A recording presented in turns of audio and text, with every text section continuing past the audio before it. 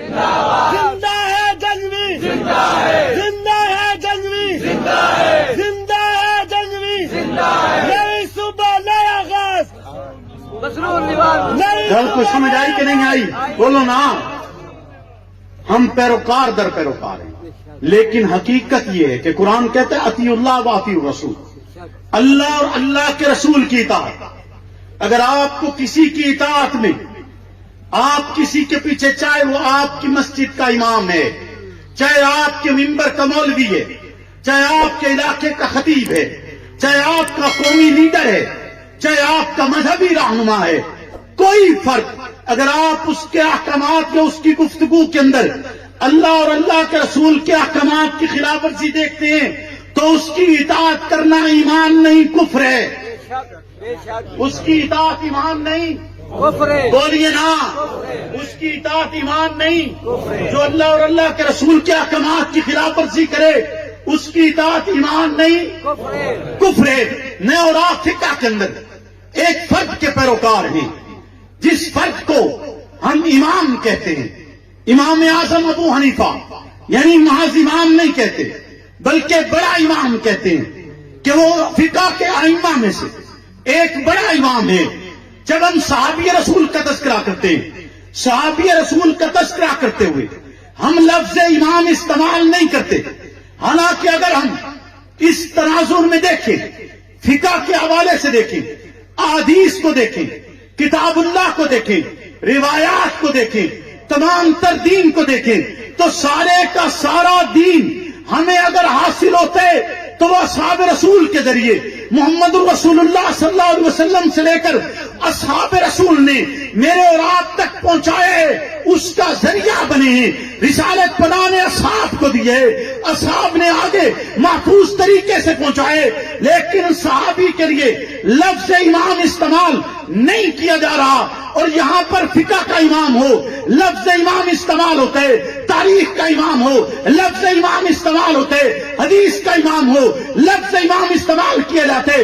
کبھی کہا جاتا ہے امام بخاری، کبھی کہا جاتا ہے امام مسلم، کبھی کہا جاتا ہے امام ترمذی، کبھی کہا جاتا ہے امام شافعی، کبھی کہا جاتا ہے امام اعظم ابو حنیفہ، کبھی کہا جاتا ہے امام احمد بن حنبل، کبھی کہا جاتا ہے امام مالک. یعنی فقہ کے ائمہ کے لیے بھی لفظ امام استعمال کیا جاتا ہے، اور حدیث کے ماہر کے لیے بھی لفظ امام استعمال کیا جاتا ہے. تو اس کی تشریح بھی ساتھ ہی ساتھ بیان کرتا جاؤں کہ صحابی رسول کے لیے اس لیے لفظ امام استعمال نہیں ہوتا کیونکہ صحابی رسول ہر ایک فن کا ماہر ہے. یہاں پر لفظ امام اس فرد کے لیے استعمال کیا جا رہا ہے جو فرد کسی ایک فن میں ماہر ہو. جو حدیث کے فن میں ماہر ہے اس کو حدیث کا امام کہا، جو تاریخ کے فن میں ماہر ہے اسے تاریخ کا امام کہا، جو فقہ کے فن میں ماہر ہے اسے فقہ کا ماہر کہا. لیکن جو شخص محمد الرسول اللہ کا تربیت یافتہ ہے وہ حدیث میں بھی ماہر ہے، وہ نسب کے قانون میں بھی ماہر ہے، وہ قوانین وراثت کا بھی ماہر ہے، وہ فقہ کا بھی ماہر ہے.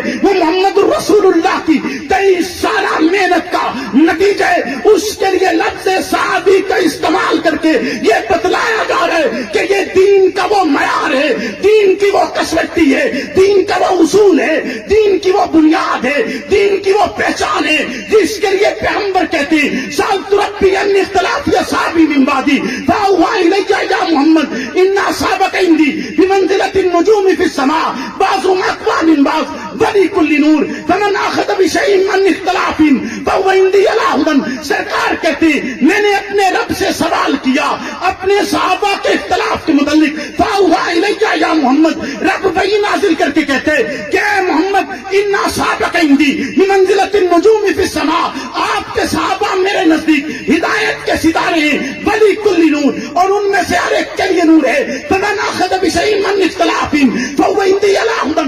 اگر کوئی شخص ان کے اختلاف میں سے بھی معمولی سی شے بھی لے گا فهو عندی علی ھدی. قال النبی صلی اللہ علیہ وسلم، حضرت عمر کہتے رسول اللہ نے ارشاد فرمائے اصحابی کالنجوم فبأیہم اقتدیتم اہتدیتم. میرے صحابہ ستاروں کی مانند ہیں، جس کی بھی اتباع کرو گے کامیابی تمہارے مقدر میں لکھ دی جائے گی. ہم یہ سمجھتے ہیں، یہ تسلیم کرتے ہیں، یہ مانتے ہیں کیونکہ خالق کائنات نے اپنی لارب کتاب میں ارشاد فرما چھوڑے آمنو بمثل ما آمنتم بھی فقد اہتدوا. جب تک ایمان صحابہ جیسا نہیں ہوگا رب کی بارگاہ میں قبول نہیں ہوگا. صفاق عظمت مصطفیٰ شان صحابہ شان اہل بیت نعرہ تکبیر. تو میں کہہ رہا تھا کہ ہم فقہ کے اندر امام اعظم ابو حنیفہ کے پیروکار ہیں, کوئی امام مالک کا پیروکار ہے, کوئی امام شافعی کا پیروکار ہے, کوئی امام احمد بن حنبل کا پیروکار ہے. اس کو آپ یوں بھی سمجھ سکتے ہیں, آپ موٹر وے پر سفر کرتے ہیں, موٹر وے کے اوپر ایک راستہ جو لاہور کی طرف جا رہا ہو, اس راستے پر 4 لائنیں ہوتی ہیں, سارے کے سارے لاہور کی طرف جا رہے ہیں. جس لائن پر بھی آپ چلیں گے وہ جائے گی لاہور, جو لاہور جا رہی ہو, جو لاہور سے واپس آ رہی ہے وہ اسلام آباد آ رہی ہے یا ملتان آ رہی ہے, وہ اسی شہر کی طرف جائے گی. لیکن اگر آپ ان 4 میں سے کسی بھی لائن پر ہیں, آپ پہنچیں گے لاہور, آپ امام مالک کے پیچھے کوئی چل رہا ہے, کوئی احمد بن حنبل کے پیچھے چل رہا ہے, کوئی امام شافعی کے پیچھے چل رہا ہے, کوئی امام اعظم ابو حنیفہ کے پیچھے چل رہا ہے, ساری ادھر ہی جائیں گی.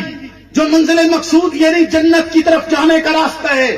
لیکن اگر کوئی یہ کہے کہ کبھی امام مالک کی مان لی, کبھی شافعی کی مان لی, کبھی امام اعظم کی مان لی, کبھی کسی کی اور کبھی کسی, تو ایسا نہیں ہو سکتا. آپ موٹر وے کی ان 4 لائنوں میں سے اگر ایک پر چل رہے ہیں اور بغیر انڈیکیٹر دیے دوسری لائن میں جاتے ہیں تو چلان ہو جاتا ہے. بولے نا, چلان ہوتا ہے یا نہیں ہوتا؟ چلان ہو جاتا ہے نا. لہذا جی لائن بدلنی ہے تو اشارہ دے, نہیں سمجھ آئی گا. لائن بدلنی ہے تا بولنا, اشارہ تو اشارہ بھی واضح, اشارہ بھی یعنی تو آکھے کہ میں امام اعظم ابو حنیفہ کا پیروکار ہوں, آکھے کہ امام اعظم ابو حنیفہ کا پیروکار ہوں, پر کریں اپنی مرضی.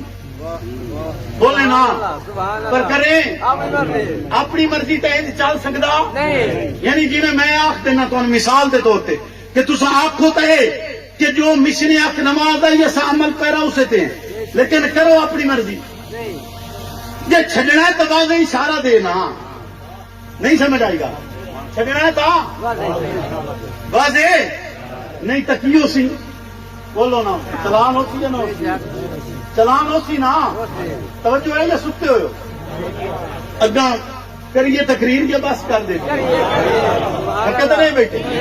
ہاتھ جا کے دسو جی تھکے بیٹھے. نہیں جا ڈھیر سارے جا, لیکن انعام ہوں تے کوئی اٹھیوے نہ, جہاں اٹھیوے انہوں دعا بندہ پال لو. یہ گل ہے یا نہیں ہے؟ یا ہوں میں بس کر دینا بھائی. اگر میں تصا آخو نا جی میں دیر نہ لایا, جی تصا آخو میں دیر نہ لایا تو بھائی میں تو اتنے بھی ادھا گھنٹہ بیٹھا, لہٰذا میں تو دیر نال نہیں آیا. یہ گل ہے نا جی. بولو بولو تو صحیح. ہاں جی, یہ زبان ہی رکھ چھوڑی نے گرائی.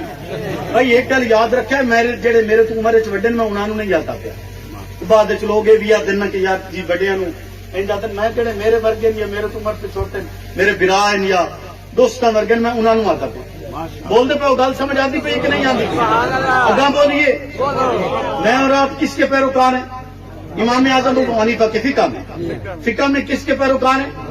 امام اعظم ابو حنیفہ. آپ کو پتہ ہے کہ امام کا جنازہ کہاں سے نکلا؟ اونچا بولے نا, کہاں سے نکلا؟ جیل سے نکلا. کیوں نکلا؟ کہ بادشاہ نے کہا میری بات مانو, کہا نہیں مننی ہوئے جڑی رب دی, مننی ہوئے جڑی تیری نہیں مننی.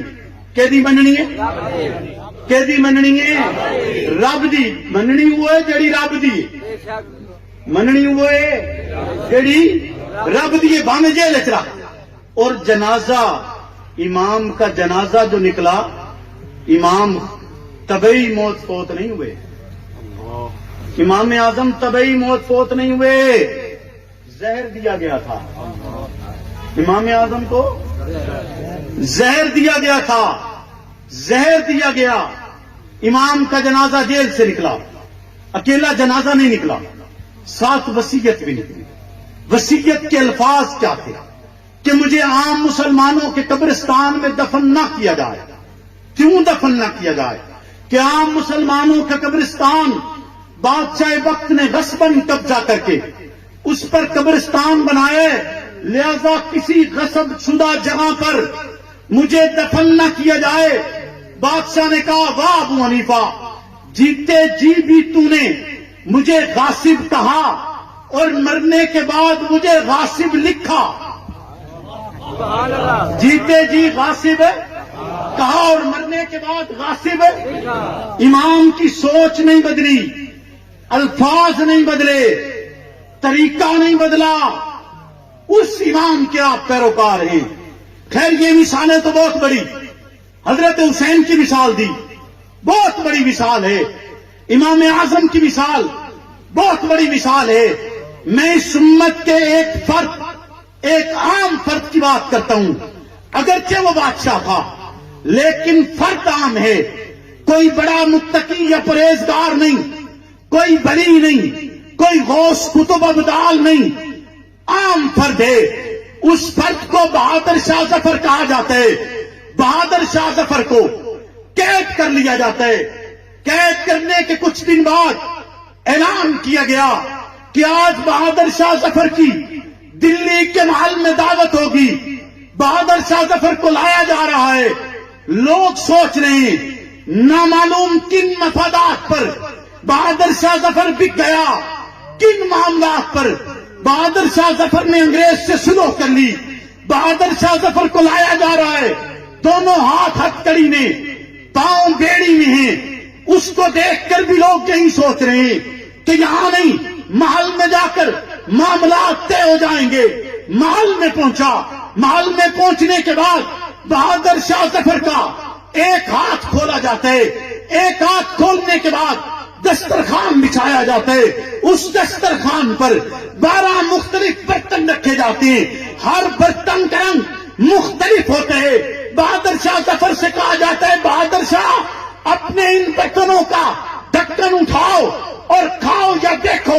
بہادر شاہ ظفر ایک ڈھکن اٹھاتے، ایک بیٹے کا سر نظر آتا ہے، دوسرا ڈھکن اٹھاتے، دوسرے بیٹے کا سر نظر آتا ہے، تیسرا ڈھکن اٹھاتے، بھتیجے کا سر نظر آتا ہے، چوتھا ڈھکن اٹھاتے، پوتے کا سر نظر آتا ہے. غز خاندان کے 12 افراد کے سر ان برتنوں کے اندر موجود ہوتے ہیں. بہادر شاہ ظفر کھڑا ہوتا ہے. وہی ایک ہاتھ جو اس کا ہتکڑی سے باہر تھا، دوسرے ہاتھ میں ہتکڑی بھی ہے، پاؤں میں بیڑی بھی ہے. ان سروں سے مخاطب ہو کر کہتے جو ان برتنوں میں موجود تھے، ان سے کہتا ہے ہاں یہی مغلیہ خاندان کی شان ہے کہ جب جاتے ہیں تو فاتح بن کر لوٹتے ہیں، نہیں تو واپس آتے ہیں تو ان کے سر ان کے بدن پر موجود نہیں ہوتے. پھر انگریز سے مخاطب ہو کر کہتے کہ بڑے بے آبرو ہو کر میرے کوچے سے تم نکلو گے. انگریز کو مخاطب ہو کر، ایک عام فرد ہے، انگریز کو مخاطب ہو کر کہہ رہا ہے کہ جب معصور ہے، گرفتار ہے، پابندیوں میں ہے، اس وقت ان سے کہہ رہا ہے کہ بڑے بے آبرو ہو کر میرے کوچے سے تم نکلو گے. ان حالات میں کہہ رہا ہے. تو کیا میری اور آپ کی ذمہ داری نہیں بنتی کہ ہم اپنے حقوق کی آواز بلند کریں؟